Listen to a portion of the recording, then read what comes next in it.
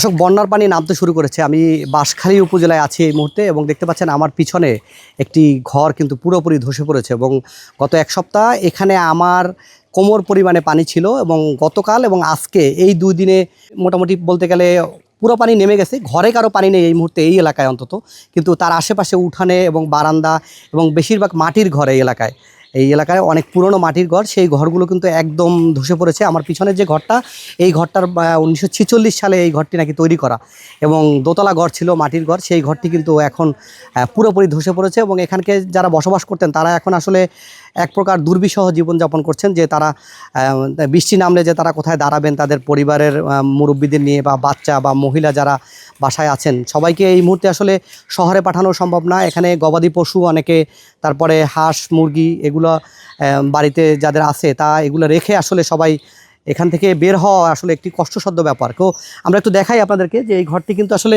কোনো রকম বাতাস না, শুধুমাত্র যেহেতু মাটির ঘর, এই ঘরটি এই গত 7 দিন এখানে পানি ছিল এত পরিমাণে, এই ঘরের প্রায় অর্ধেক পরিমাণ পানি ছিল এবং দেখতে পাচ্ছেন যে ভিতরে কিন্তু পানিতে পুরো তলানো ছিল, যার জন্য এই ঘরটি কিন্তু পুরো ধসে পড়েছে। দোতলা একটি মাটির ঘর এবং দীর্ঘ প্রায় 1947 সালে এই ঘরের যে বাসিন্দা তার কথা মতে 1947 সালে এই ঘরটি কিন্তু নির্মাণ করা হয় এবং এরপরে অনেক ঝড় বন্যা বৃষ্টি বাদল কিন্তু যাওয়ার পরেও কিন্তু এই ঘরের কোনো ক্ষয়ক্ষতি হয় না। দেখতে পাচ্ছেন যে এই সামনের যে বাড়িগুলো আপনারা একটু দেখাই, এখানেও কিন্তু পানি,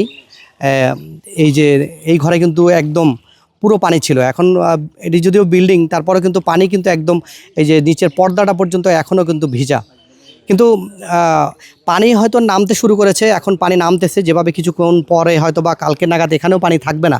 কিন্তু বন্যা পরবর্তী এই যে মানুষগুলোর কষ্ট, আসলে এখন আসলে যারা এই মানুষগুলোর ত্রাণ বা সাহায্য সহযোগিতা নিয়ে আসতেছে তাদের আসলে কতটুকু এই উপকার হবে এই ত্রাণ সাহায্য সহযোগিতায়, তারা আমরা কয়েকজনকে জিজ্ঞাসা করলাম, তারা হয়তো কিছু শুকনো খাবার তাদেরকে দিয়ে গেছে, কিন্তু তাদের যে ক্ষয়ক্ষতি আসলে সেই তুলনায় কিন্তু খুবই সামান্য। কারণ তাদের কিন্তু অনেকের একেবারে গবাদি পশু, অনেকের ধান এগুলো কিন্তু একদম পুরোপুরি পানির নিচে তলিয়ে গেছে এবং যারা এই সারা বছর কৃষিকাজ করে এবং বিশেষ করে মাছের খামার, অনেকগুলো মাছের খামার, এখানে কিন্তু আসলে হাঁটা খুবই দুর্বিষহ ব্যাপার। এবং আমি হাঁটতেছি, আপনাদের সাথে কথা বলতেছি এই রাস্তায়, এটি আসলে বাড়িতে যাওয়ার যে রাস্তা, সেই রাস্তায় এবং পানি সামনের দিকে যত যাব তত কিন্তু আসলে পানি আরও বেশি।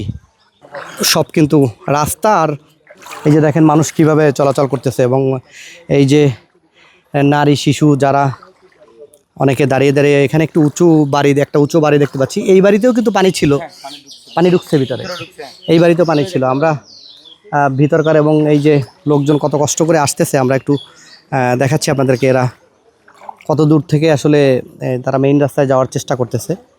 এই আপনার বাড়ি কোন জায়গায়? পশ্চিম দিকে। কই যাচ্ছেন এখন? এখন বাসায় যাচ্ছি, দেখুন পানি ঘরবাড়ি পড়ে গেছে। ঘরবাড়ি পড়ে গেছে? জি স্যার। এখন কই যাচ্ছেন? এখন বাসায়। বাসায়? হ্যাঁ। চিটাগাংয়ে? এমনি আপাতত বাসার সেন্টারের বাসা। ও আচ্ছা আচ্ছা, ওইখানে যাচ্ছেন। বাসা নিছেন এখানে? বাসা মানে কি ওই অস্থায়ী শিল্পে। অস্থায়ী শিপ। পরিবার কোথাও ওইখানে? এখন এখানে। আর বাড়িতে কিছু নাই? না না না, ঘরবাড়ি পড়ে গেছে তো করে। ঘরবাড়ি পড়ে গেছে। জি স্যার। এই যে দেখতে পাচ্ছেন যে আসলে তার ঘর ভারী সব কিন্তু এই বন্যার পানিতে কিন্তু পড়ে গেছে এবং দেখেন তিনি আশ্রয় কেন্দ্রে যাচ্ছেন। এবং মানুষ এই যে গ্রামের যে রাস্তাগুলো, এই রাস্তাগুলো কিন্তু এখনও পানির নিচে। আমরা আপনাদেরকে এই রাস্তাগুলো দেখানোর চেষ্টা করতেছি এবং এখানকার পরিস্থিতি আমরা আপনাদেরকে দেখানোর চেষ্টা করতেছি। আমরা আসলে এখন বন্যা পরবর্তী যে এই মানুষের করণীয় এবং এখানকার মানুষের যে অবস্থা, আপনারা এই বন্যার পানি হয়তো বা আর আজকে বা কালকের পরে এই রাস্তায় হয়তো বা পানি থাকবে না, কিন্তু এরপরে যে পানিবাহিত রোগ, ডায়রিয়া, ম্যালেরিয়া এবং এখানকার মানুষের পুনর্বাসনের যে ব্যবস্থা, সেটা আসলে কতটা সরকারের পক্ষ থেকে বা এখানকার যে বিভিন্ন সামাজিক সংগঠন আছে তাদের পক্ষ থেকে কতটা করা হয় বা কিভাবে কতটুকু তারা পায়, আসলে সেটা আসলে এখন দেখার বিষয়। কারণ মানুষের যে বন্যা পরবর্তী যে দুর্ভোগ, সেটা কাটিয়ে ওঠার জন্য তাদের যে সাহায্য সহযোগিতা দরকার, সেটা আসলে কতটুকু তারা পায় এখন সেটাই আসলে দেখার বিষয়।